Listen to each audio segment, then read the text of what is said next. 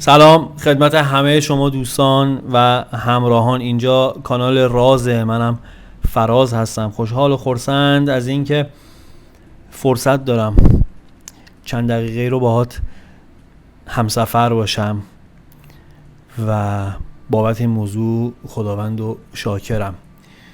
چیزی که بهش فکر میکردم امروز جمله بود که دیدم و به دلم نشست و گفته بود که خوشبختی رو تعقیب نکن و در جدال برای رسیدن به خوشبختی نباش.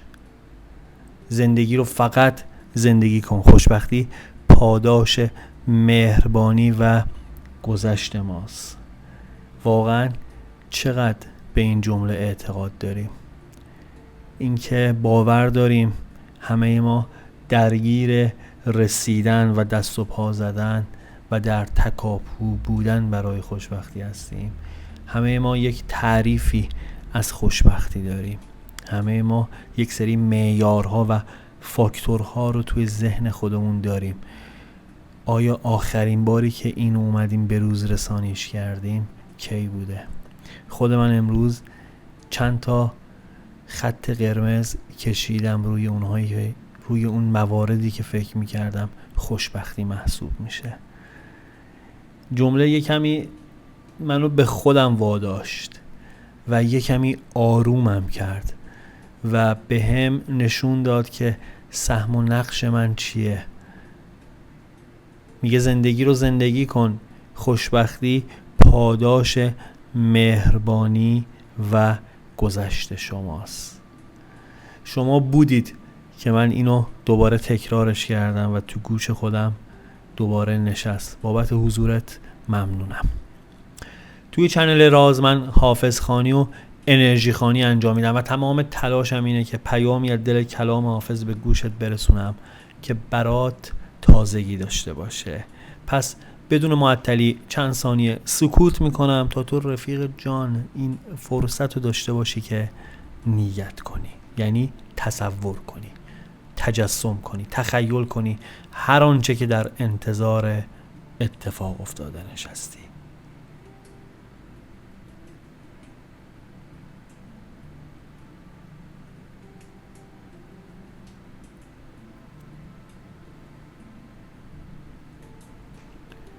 خب اگر آماده ای بریم با هم سراغ پیام امروز.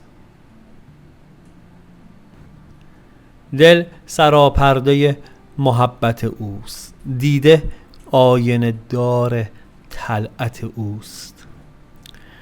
من که سر در نیاورم به دکون، گردنم زیر بار منت اوست. تو و توبی و ما و قامت یار، فکر هر کس به قدر همت اوست. گر من آلوده دامنم چه عجب، همه عالم گواه عصمت اوست. من که باشم در آن حرم که صبا، پردهدار حریم حرمت اوست. بی خیالش مباد منظر چشم، زان که این گوشه جای خلوت اوست.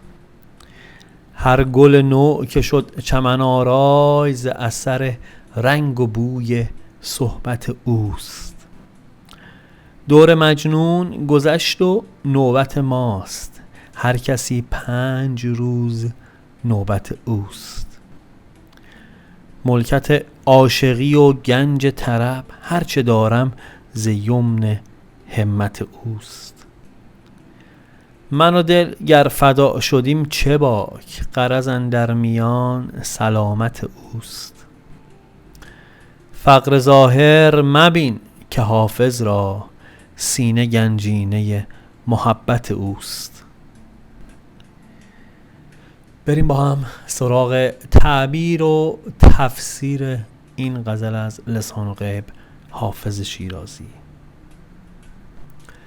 حافظ به خاطر سبک زندگی و درویش مسلک و به ظاهر ساده ای که داشته و البته که به این سبک از زندگی افتخارم میکنه، میاد بیان میکنه که صاحب گنجینه‌ای ارزشمنده و در وهله اول این در ذهن مخاطب شکل میگیره که شاید صحبت از اون دارایی منش و معرفتیه که خدا در ذهنش نهادینه کرده و همون سبک زندگیه که داره.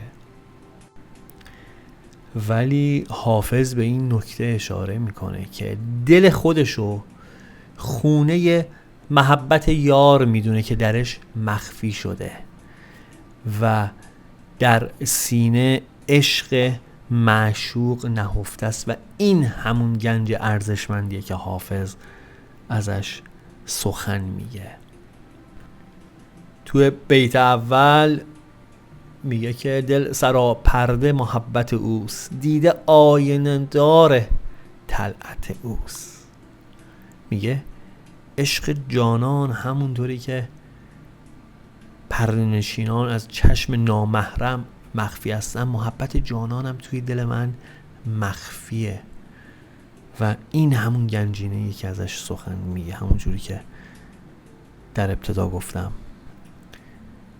و همون جوری که از گنجینه محافظت میشه. حافظ میگه اگر بخوابم توی خاطرم عشقش هست و اگرم بیدار باشم جلوی چشممه و این آسودگی خاطر و بی‌نیازی رو بهش میده، در عین حال که صحبت از اسارت عشقه. در بیت بعدی میگه که من که سر در نیاورم به دکن، گردنم زیر بار منت اوست. میگه به دو عالم سر تعظیم فرود نمیارم، اینو همه میدونید، اما گردنم زیر بار منت جانانه. میگه همون جوری که هیچ سخن از این نیستش که بخوام در وصف شاهی شاهنشاهی و این و آن دنیا سر تعظیم فرود بیارم، با این حال گردنم زیر بار منت یار و معشوق خودش هست. گر من آلوده دامنم چه عجب، همه عالم گواه عصمت اوست. میگه این که من گناهکار هستم که مثلا چیز عجیب غریبی نیست و این که رسوای عالم هستم که هست، ضرری هم وارد نمیکنه این قضیه به پاک بودن جانان. میگه از آلودگی من به جانان خسارتی وارد نمیشه، تمام عالم گواه پرهیزکاری و پاک بودن جانانن. در بیتی جلوتر حافظ میگه که دور مجنون گذشت و نوبت ماست، هر کس 5 روز نوبت اوست.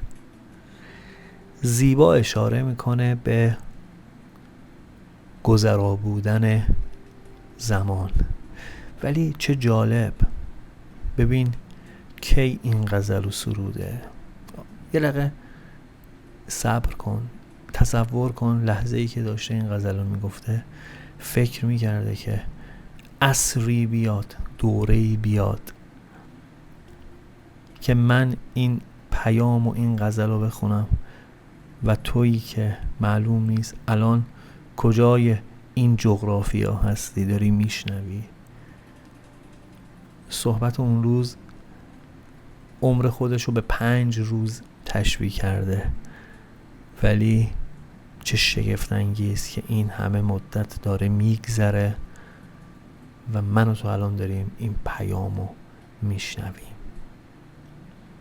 پس یکم جدی تر بهش فکر کنیم.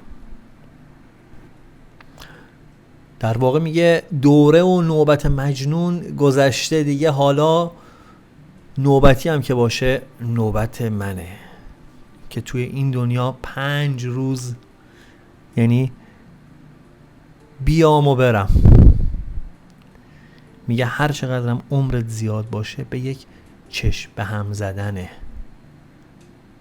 هر چقدر طولانی باشه به هر حال میگذره و چقدر بجاست این موضوع که امروز رفیق به فکر آرامشمون باشیم. دنیا در حال گذره. این من و تو هستیم که به آرامش نیاز داریم.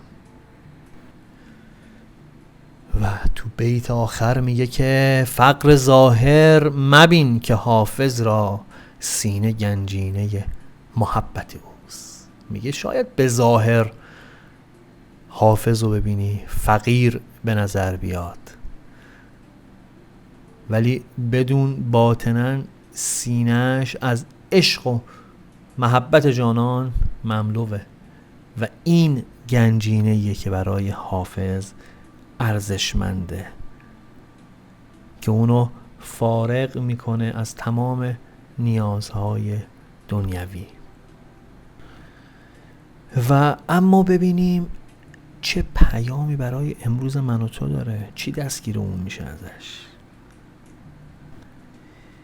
پیام به سادگی و وضوح میگه که برای رسیدن به مقصودت دچار گرفتاری شدی و ظاهرا مشکلاتی سر راهته.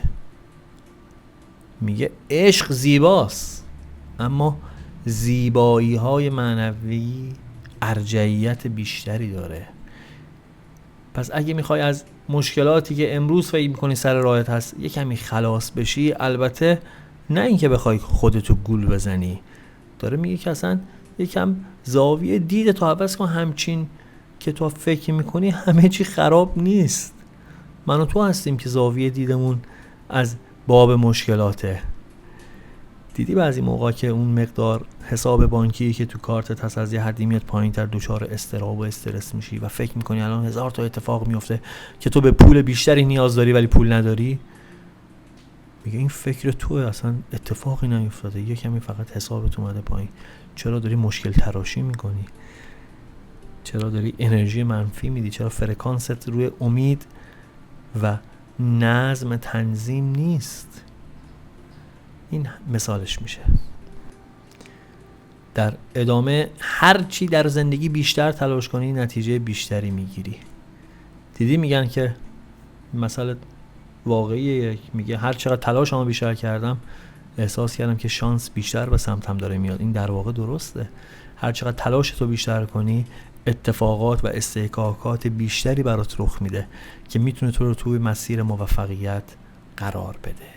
به امید رسیدن معجزه از عالم غیب نباش، معجزه خود تویی. همه چیز امروز برای پیشرفتت مهیاست، کافیه که همت و تلاش کنی. این جمله شاید خیلی کلیشه‌ای باشه، شاید خیلی دردآور باشه شنیدنش، انقدر که تکراریه که همت و تلاشتو بیشتر کن، ولی این یک سیگناله، این یک کده، این یک کلید واژه است. تویی که همراه بودی توی این مسیر، توی این پیام‌های روزانه حضرت حافظ، میدونی صحبت از کلید واژه که میشه، تو برای خودت معنی این شاه کلید رو میدونی که کجاست، کجا باید همت تو بیشتر کنی. من فراز دستگیرم شد باید چیکار کنم. مطمئنم تو هم برای خودت این نقطه از پازل رو که تیکش رو پیدا کردی میتونی سر جای درست قرارش بدی و میدونم که موفق میشی. پیام میگه که حواست باشه یه تخلف کوچیک بکنی انگار تمام پنبه هایی که بافته بودی رشته میشه. حواست به این موضوع باشه.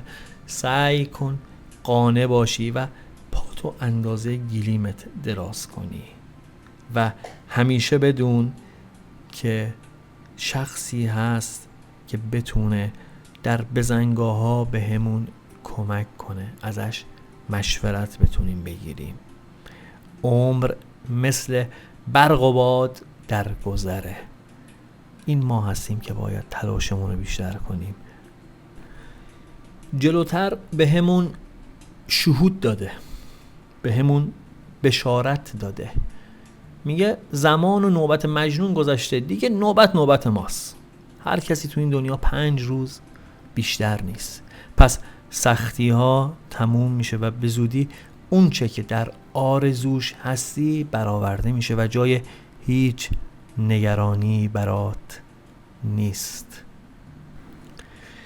پیام باهات شوخی میکنه و میگه که از این که دستت نمک نداره که اصلا شکی نیست، ولی چرخ زندگیت به خاطر همین خوشقلبیت همیشه به خوبی در حرکته و قراره که برات بهترین ها رو رقم بزنه. بدون نیتی که در سر داری انقدر حتمیه که اصلا نمیتونی تصورش کنی. فقط صبر داشته باش و باورش کن. بی واسطه، بی پروا روی کاغذ بنویس اون چه که میخوای. و این بود پیام امروز. ممنونم که تا اینجا با من همراه بودی. امیدوارم حضور خدا، اون خدایی که خودت میشناسیش، باورش داری، توی زندگیت پررنگ باشه. ساده ترین و صد البته با ارزش ترین کاری که میتونی بکنی به من انرژی بده اینه که ویدیو رو لایک کنی، چنل رو سابسکرایب کنی و کامنت بذاری و البته که با معرفی کانال به دوستات و آشناهات کمک میکنی که بزرگتر بشیم. اگر انتقادی، پیشنهادی داشتی یا در مورد تفسیر غزل نکته ذهنتو مشغول کرده بود، میتونی با آیدی تلگرام و آیدی اینستاگرام که توی توضیحات همین ویدیو هست با من در ارتباط باشی. این موضوع رو بگم و برم. وقتی که از ته دل بخندی، وقتی که هر چیزی رو به خودت نگیری، وقتی که سپاسگزار اون چه که هست باشی، وقتی که برای شاد بودن نیاز به بهانه نداشته باشیم، اون وقتیه که واقعا داریم زندگی میکنیم. بازی زندگی بازی بومرنگ هاست. اندیشه ها، کردار و سخنان ما دیر یا زود با یک دقت شگفت‌آوری به سمتمون برمیگرده. زمانی که آدم بتونه بدون هیچ دلهره‌ای آرزو کنه، هر آرزویی بیدرنگ برآورده میشه. روی کاغذ بنویس بدون اینکه فکر کنی از کجا، توسط کی، چجوری قراره برات رقم بخوره. بنویس. پوینده باشی و پایدار.